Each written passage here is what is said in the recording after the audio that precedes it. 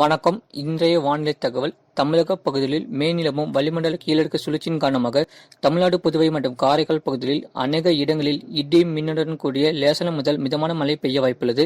கனமழை பெய்யக்கூடிய மாவட்டங்கள்: நீலகிரி, கோயம்புத்தூர், திருப்பூர், தேனி, திண்டுக்கல், மதுரை, சிவகங்கை, புதுக்கோட்டை, கரூர், நாமக்கல், ஈரோடு, கிருஷ்ணகிரி, தருமபுரி, சேலம், திருப்பத்தூர், திருச்சிராப்பள்ளி, பெரம்பலூர், அரியலூர், கடலூர், மயிலாடுதுறை, தஞ்சாவூர், திருவாரூர், நாகப்பட்டினம் மாவட்டங்கள் மற்றும் காரைக்கால் பகுதிகளில் ஓரிரு இடங்களில் கனமழை பெய்ய வாய்ப்புள்ளது. இனி பெய்யாத பகுதிகளுக்கும் அடுத்து வரக்கூடிய நாட்களிலும் மற்றும் நேரங்களிலும் கனமழை எதிர்பார்க்கலாம். அதேபோல தமிழகத்தில் அடுத்து வரப்போகின்ற 4 நாட்களுக்கு கனமழை தீவிரமடைய வாய்ப்புள்ளது. இந்த மழையை பொறுத்தவரை பகல் நேரங்களிலும் ஒரு சில மாவட்டங்களில் வெயில் தீவிரமாக காணப்பட்டாலும் இரவு நேரங்களில் கனமழை பெய்ய வாய்ப்புள்ளது. அதேபோல தமிழகத்தில் மாலை மற்றும் இரவு நேரங்களிலும் கனமழை தீவிரமடைய வாய்ப்புள்ளது. சென்னையை பொறுத்தவரை அடுத்த 48 மணி நேரத்திற்கு வானம் ஓரளவு மேக மூட்டத்துடன் காணப்படும். நகரின் ஒரு சில பகுதிகளில் இடி மின்னலுடன் கூடிய மிதமான மழை பெய்ய வாய்ப்புள்ளது. அதிகபட்ச வெப்பநிலை 33 முதல் 34 டிகிரி செல்சியஸ் மற்றும் குறைந்தபட்ச வெப்பநிலை 25 முதல் 26 டிகிரி செல்சியஸ் அளவிருக்கக்கூடும்.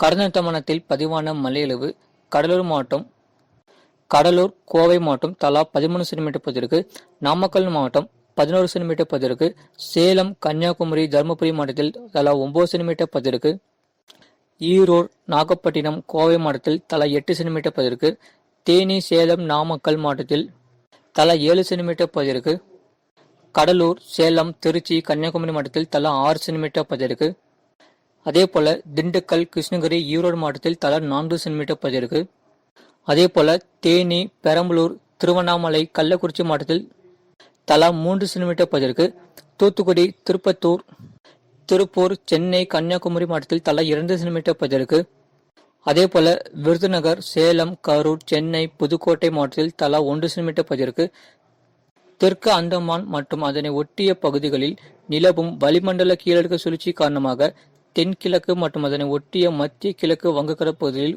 ஒரு காற்றழுத்த தாழ்வு பகுதி அக்டோபர் 20ஆம் தேதி வாக்கில் உருவாகக்கூடும். மீனவர்களுக்கான எச்சரிக்கை: லட்சத்தீவு பகுதிகள், மாலத்தீவு பகுதிகள் மற்றும் அதனை ஒட்டிய குமரிக்கடல் பகுதிகள், தென்கிழக்கு வங்கக்கடல் பகுதிகளில் சூறாவளி காற்று மணிக்கு 40 முதல் 50 கிலோமீட்டர் வேகத்திலும் இடையிடையே 60 கிலோமீட்டர் வேகத்திலும் வீசக்கூடும். இதுபோன்ற செய்திகளை உடனுக்குடன் அறிந்து கொள்ள மறக்காம நம்ம சேனலை சப்ஸ்கிரைப் செய்யுங்கள் மற்றும் திருப்பத்தை ஷேர் செய்யுங்கள்.